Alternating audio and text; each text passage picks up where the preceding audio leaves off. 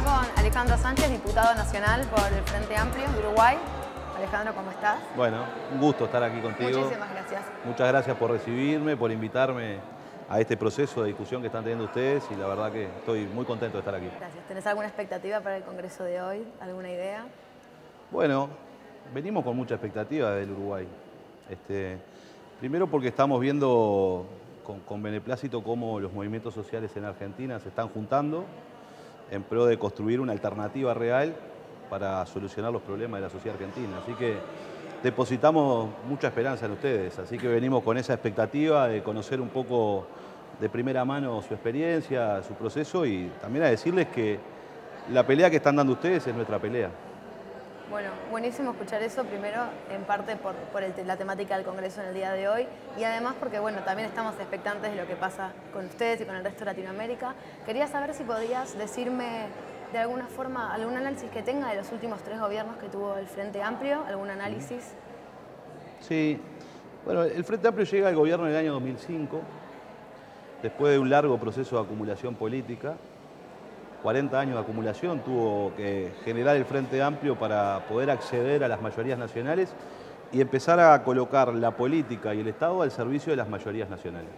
Porque históricamente no estuvieron, el peso del poder político no estaba relacionado con las mayorías sociales en el Uruguay. Y el Frente Amplio inició con una agenda transformadora, generando condiciones para la redistribución del ingreso, mejorando las condiciones de vida del conjunto del pueblo uruguayo y yendo a la ofensiva en una agenda muy fuerte de derechos, ¿no? Que se ha dado a llamar la agenda de derechos de cuarta generación. Y eso le ha dado una impronta, de alguna manera, muy relacionada con el conjunto de movimientos sociales, con los reclamos históricos y con los reclamos de las nuevas generaciones. Pero también esa agenda, en estos 3 periodos de gobierno, también uno tiene que asumir la necesidad de volver a repensar y de recrear o de renovar parte de nuestros liderazgos, parte de nuestra agenda política. ¿Por qué? Porque hay un conjunto de demandas que fueron satisfechas, pero hay un conjunto de demandas nuevas que hoy no están siendo satisfechas en el Uruguay y el Frente Amplio tiene la responsabilidad desde el gobierno de poder incorporar en su propuesta y en su programa las nuevas demandas de la sociedad y de los movimientos sociales. En cara a estas próximas elecciones que ¿tienen pensado cuáles serían esas demandas que quedan por cumplir, un nuevo desafío para el Frente Amplio quizás que tenga que abordar?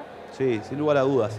Hay un desafío que es muy importante y tiene que ver con uno de los movimientos que diría yo que con más fuerza se está poniendo al frente de la lucha en toda América Latina, que es el movimiento feminista.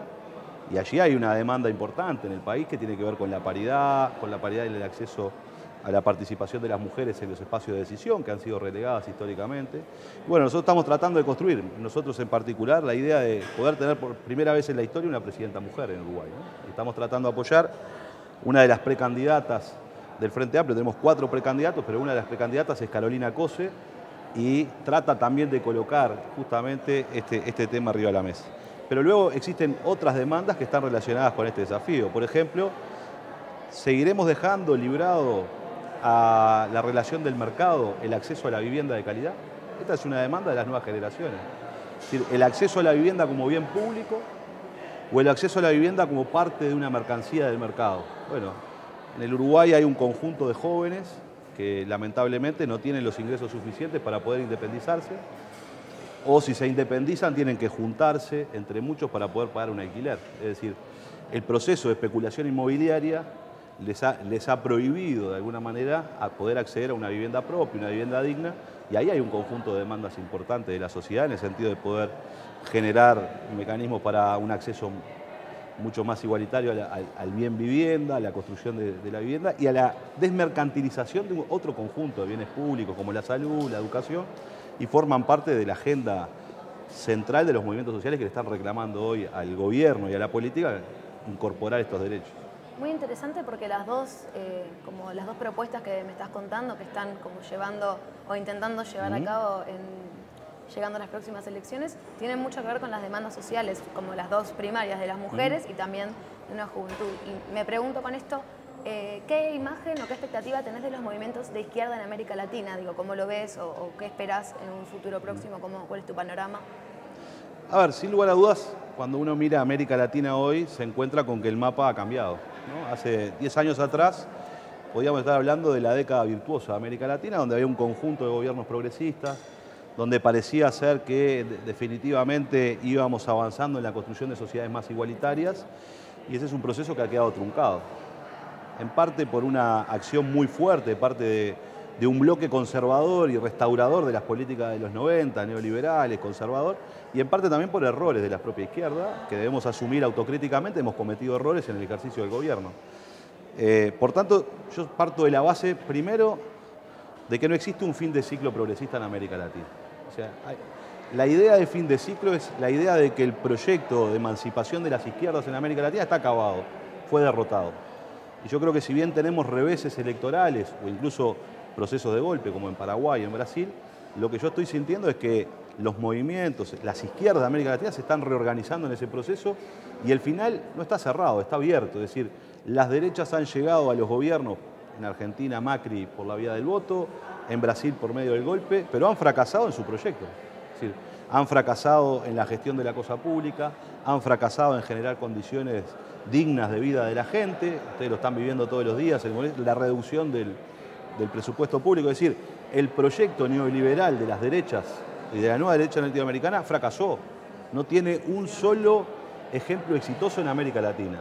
Y del otro lado nos encontramos entonces en un proceso, por supuesto, de revisión, de autocrítica, de qué cosas hicimos mal, pero claramente en un proceso de rearticulación de las fuerzas de izquierdas y sociales que vienen a disputar nuevamente esta agenda de cambios y de transformación.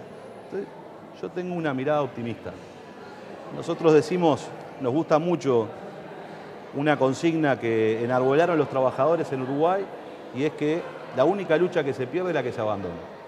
Y estamos convencidos que los pueblos latinoamericanos no vamos a abandonar la lucha, así que el futuro es nuestro. Una última pregunta. En este panorama optimista y como siempre, digamos, del presente de la lucha, ¿dónde ubicarías, o si es que ubicarías, o en qué lugar ubicarías Argentina y lo que se está viviendo en el panorama argentino?